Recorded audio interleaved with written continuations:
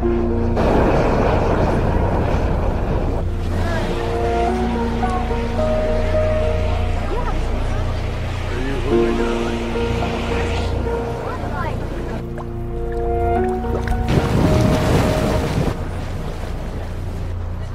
it all happened, many visitors to Yellowstone were blissfully unaware that it was volcanic. After all, where was the cone-shaped volcano, like Mount St. Helens or Vesuvius? They didn't realize that they were actually standing on top of it, that beneath their feet was one of the largest volcanoes in the world. The truth is, we were only just beginning to understand the workings of the park ourselves.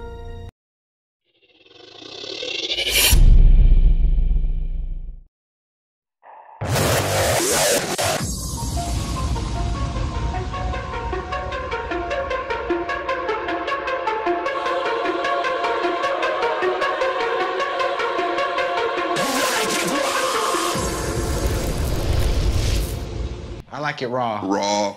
Ooh, baby, I like it raw. Ooh, baby, I like it raw. The vast reservoir of red-hot molten rock that lies just a few kilometers beneath where you're sitting now.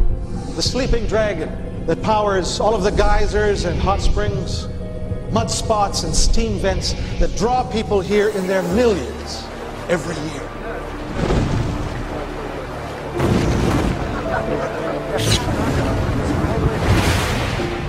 Are you serious? Are you serious? Get some coffee, everybody. Calm down in Yellowstone.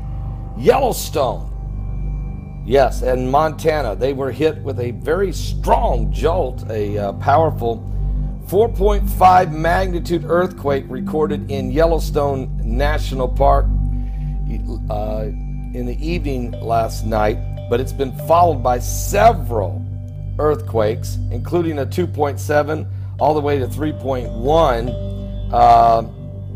Here's the whole thing. It's very shallow, very, very shallow. Let me give you an update now what's been going on. If you guys remember, 2 days ago, I noticed that there was a 3.7 or so earthquake in Yellowstone there in Montana. And I said, I don't like it. I don't like it. And there was a couple more smaller aftershocks. I kept saying, I don't like it. I don't like it.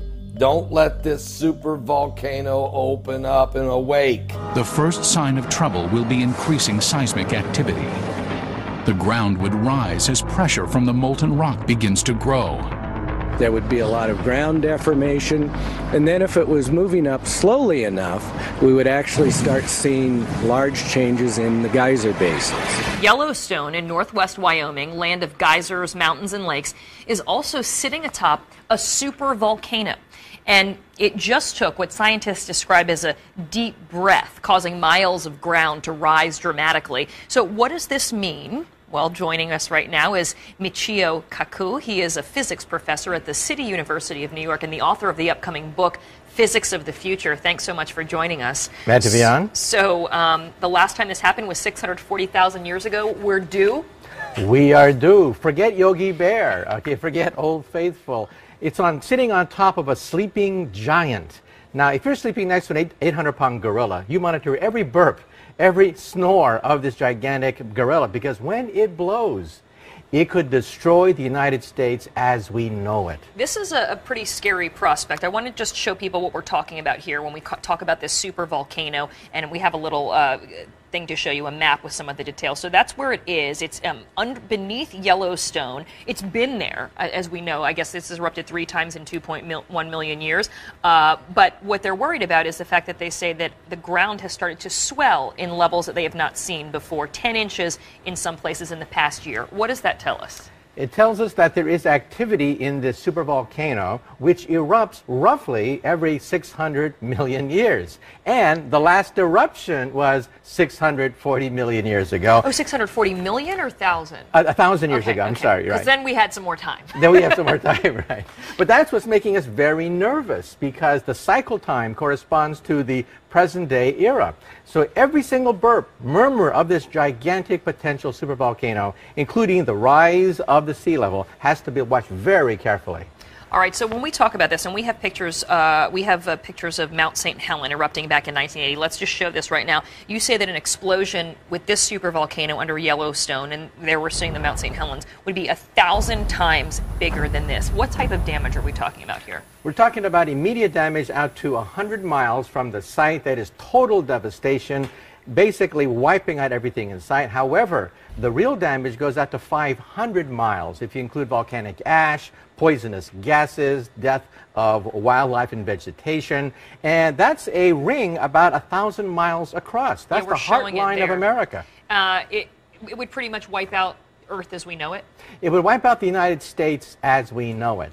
And again, we don't want to panic anybody. It could happen tomorrow, or it could happen 100,000 years from now. It's black magic trying to predict exactly when it's going to blow, but we do know one thing. One day, it will blow. So, and you say that something on this scale is what wiped out the dinosaurs. 65 million years ago, another supervolcano coincided with this meteor that hit Mexico, and we think it was a double whammy that knocked out the dinosaurs. So it's something that we take very seriously, but again, the cycle time is measured on the scale of hundreds of thousands of years. Would there be anything we could do to prepare or to get people out? I mean, how much of a warning might we get with this eruption?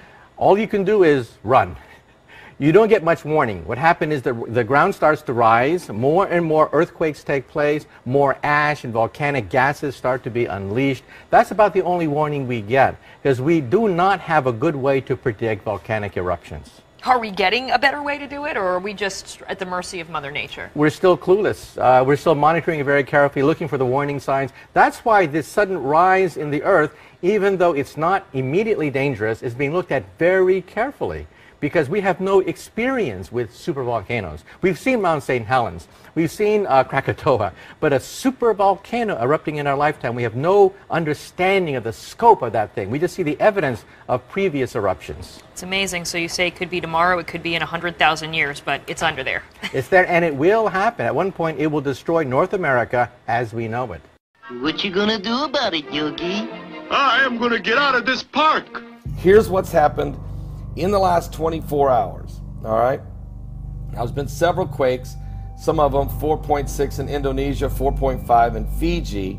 We understand these areas, 4.6 the Philippines, 4.5 Papua New Guinea, 4.2 in Chile, 4.5. This is when it happened.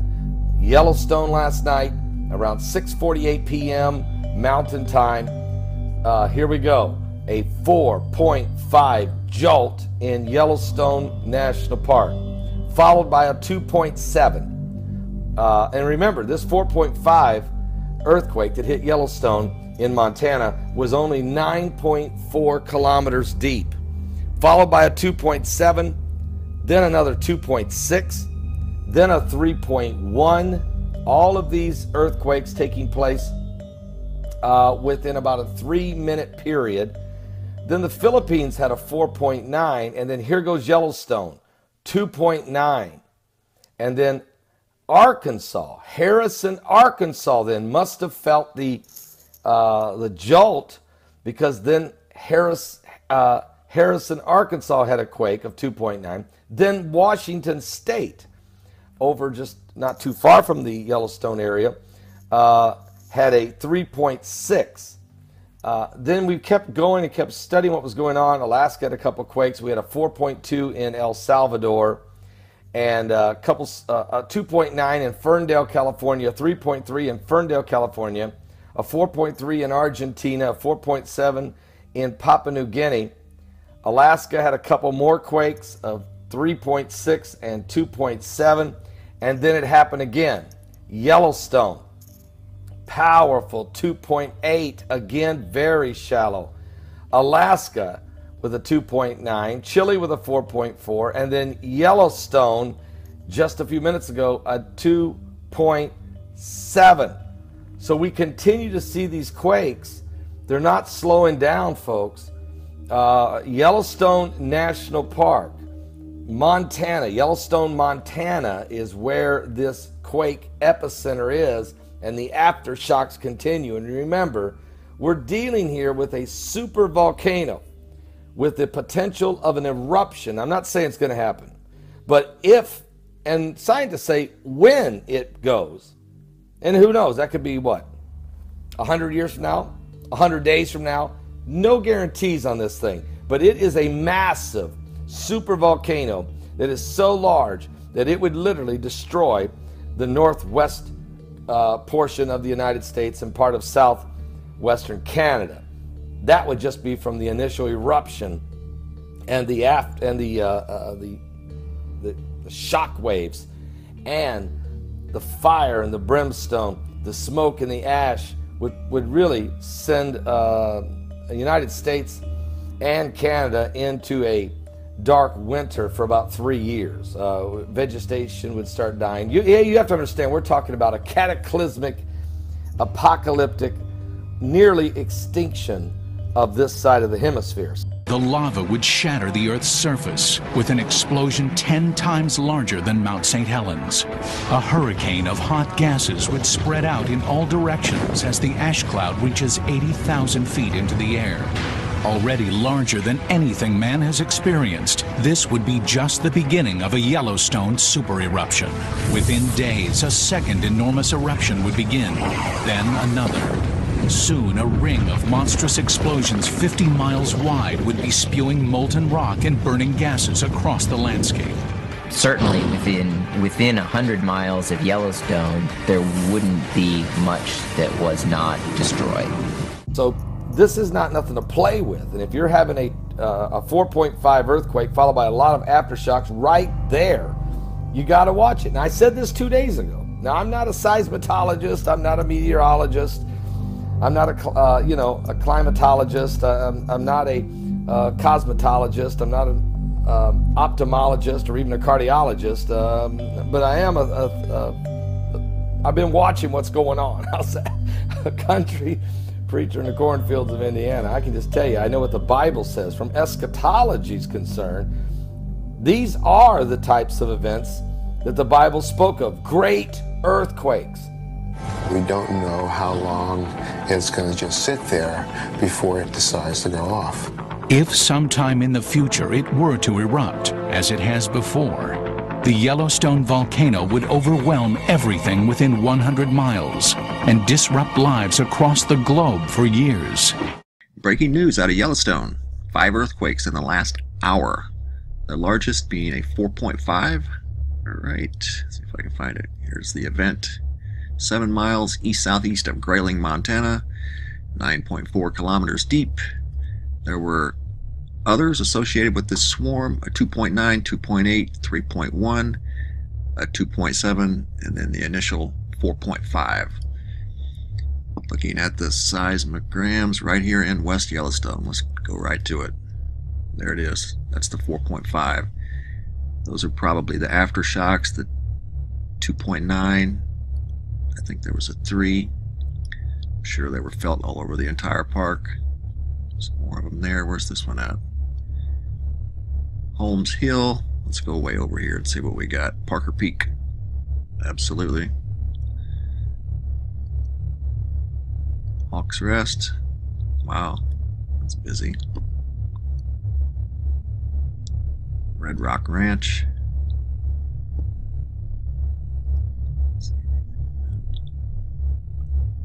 Pitchstone. Yeah, it was felt all over the entire park, I'm sure, easily. So anyway, small swarm at Yellowstone, largest being a 4.5, and that's been within the last hour. And I'm sure there'll be more to come. Yellowstone's been very busy here recently. What I didn't know was that then NASA has been flying the Stratospheric Observatory for Infrared Astronomy. They've been doing flyovers, mysterious flyovers, the Yellowstone area. And now we're hearing more information. Then we had the earthquake last night of 4.5, several aftershocks, which I've already discussed in my video earlier this morning. We will be talking about this afternoon. It is that critical. Now, let me just share with you 4.5 earthquake, 5 aftershocks. This larger than 2.5 have hit Yellowstone today on this June 16th. They're reporting it, while NASA is flying the world's largest airborne observatory over the supervolcano. So we're not playing. We tell you, is this thing waking up? I brought this up 2 days ago, even before the quake, even before the flyovers, just because I've been watching earthquakes now every day for over 7 years and reporting where every 188th day we had a major quake that hit exactly on the 188th day, 7 times. That was back in 2012 and 13 and so on. So look, we know what we're talking about here, that there is something going on up in Yellowstone. Matter of fact, is the Yellowstone volcano awakening? Well, the mysterious flyovers by the SOFIA over Yellowstone, currently NASA puts their stratospheric observatory for infrared astronomy, the world's largest, most sensitive airborne observatory every day in the air. And if NASA puts this in the air, it's important, folks. They don't do this every day. And when they do, the bird of prey doesn't go hunting unless there's something to hunt. They're watching something. You can bet on that, and that's the truth.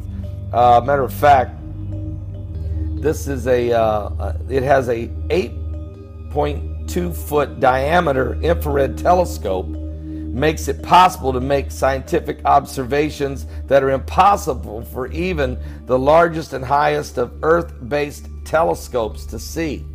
Already 4 days during the sunrise and sunset, NASA has been monitoring the sun, but yesterday they turned their lenses toward Yellowstone National Park. Remember, the massive lake of molten carbon, the size of Mexico. What? That is, are you seriously telling me that's the size of this thing? It is, and it's under Yellowstone. That's why I tell you, if this thing was to erupt, literally erupt, it is cataclysmic for the Western Hemisphere. There would be people survive, but it would be post-apocalyptic. And they would be wandering around. This is not... So when you read the Bible talks about great earthquakes on the planet. Tremendous famines. Disease, plagues, pestilences of a biblical proportion. Chaos, confusion, sorrows, great pain. A supervolcano eruption would cause just that. Death would be beyond comprehension. So what I'm trying to share with you is, if somebody's watching, if you're saved, you have none of the fear. So we're talking here, wrath of God. If you're not saved, this is the volatility of this world you live in. Very volatile, very dangerous. Perilous times, even, Paul said. A supervolcano waking up in the USA. A supervolcano, which in case of eruption will blow all of North America and doom about half of the world to slow death, is starting to wake up. Can't we do anything about it? First, let's decide on what is a supervolcano. It's nothing like a regular volcano, a cone-shaped formation with a vent. It's more of a huge depression with the eruption area covering a few thousand square kilometers. For instance, a supervolcanic eruption on the Indonesian island of Sumatra caused 6 years of sulfuric acid rains. Add to this the dust clouds blocking the sun for quite a while, and you will get a picture very similar to nuclear winter. The supervolcano left no more than 10,000 people on the entire planet. Nowadays, there's also a threat of volcano eruption. There is a supervolcano in Yellowstone National Park, USA, at the height of 2,500 meters. Until recently, it has been considered dormant. On the outside, Yellowstone National Park is covered with a picturesque landscape. Well, on the inside, it is a vast valley filled with molten magma. For thousands of years, magma has been filling huge underground reservoirs, melting rock, becoming so thick that volcanic gases causing eruptions in regular volcanoes can't escape. Thereby, upward pressure from gigantic subsurface molten magma bodies make the surface of the Earth begin to swell. That lasts for hundreds of thousands of years until the swelling explodes. According to scientific data, the period between supervolcanic eruptions constitutes around 600,000 years. Based on that, we are bound to witness the next cataclysm. Originally, researchers scheduled it for 2075, but in summer 2003, strange things began to happen in Yellowstone National Park. The ground temperature rose to the boiling point. There appeared fissures releasing hydrogen sulfide and carbon dioxide, volcanic gases contained in magma. These factors led scientists to believe that magma had escaped from its chamber and is reaching the surface at the speed that has increased by several times. Due to that, the time the volcano was believed to erupt was changed by almost 50 years. While magma is at the depth of 10 kilometers from the mouth of the supervolcano, it's too early to worry. But as soon as it rises to 2 to 3 kilometers, we'll have serious grounds for concern. And we do have grounds for concern. 2003, Norris Geyser Basin is closed for tourists due to increased volcano activity and high water temperature. 2006, the land in the park is found to be rising 10 centimeters per year. 4th of March 2014, the White House ordered the U.S. Geological Agency to restrict access to the information on earthquakes and gas emissions. March 2014, bisons and elks abandoned the park. April 2014, the water temperature in the lakes rose above 20 degrees Celsius. According to scientists, in case of explosion, the picture will be more dramatic than that of apocalypse. It will start with the land in Yellowstone National Park abruptly going up and overheating. And when the immense pressure bursts, caldera, the resulting mouth will erupt thousands of cubic meters of lava that will resemble a column of fire. The explosion will be accompanied by massive earthquake and disastrous lava flows spreading at the speed of hundreds of kilometers per hour. The eruption will last several days. However, people and animals will primarily die not from ash and lava, but from suffocation and poisoning by sulfuretted hydrogen. By this time, the air throughout western regions of the USA will be poisoned so much that humans will last no longer than 5 to 7 minutes. Researchers do not challenge the fact that Yellowstone Giant will trigger the eruption of hundreds of regular volcanoes worldwide. Furthermore, the eruption of volcanoes situated on the ocean bed will generate numerous tsunamis, which will flood coastal areas and all island countries. What will follow can be described as volcanic winter. The U.S. President's Council of Advisors on Science and Technology has come to the conclusion that it will be impossible to rescue the entire population. A few months' time before the explosion, we'll see the evacuation of major scientists, military servicemen, high-tech experts, and billionaires. Millionaires are very unlikely to escape due to insufficient space on the Ark. Even now, there are millionaires who are getting rid of their property and moving to the Eastern Hemisphere.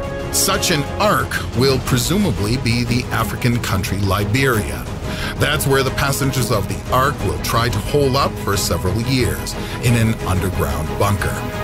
So, when will the supervolcano erupt? Nobody knows for sure, but that will be quite a sight. Are you serious? It's getting very serious. Give your life to Jesus Christ, okay? Start walking in the peace. Start walking in the power. Start walking in the blessing and the love of God. Lay your head on your pillow at night and know that you're in the arms of Jesus and that, you know, everything's going to work out. He's coming. He is coming. And it's way sooner than you can ever imagine.